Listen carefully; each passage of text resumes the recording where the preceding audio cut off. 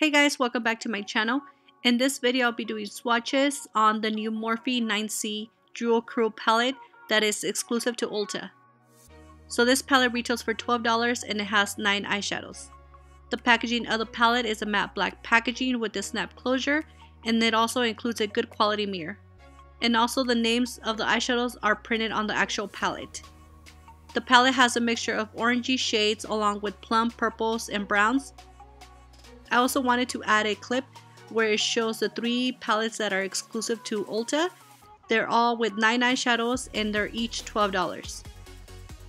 In the palette you get a total of 5 mattes and the rest are shimmery shades. After swatching the palette, I didn't really have any major issues.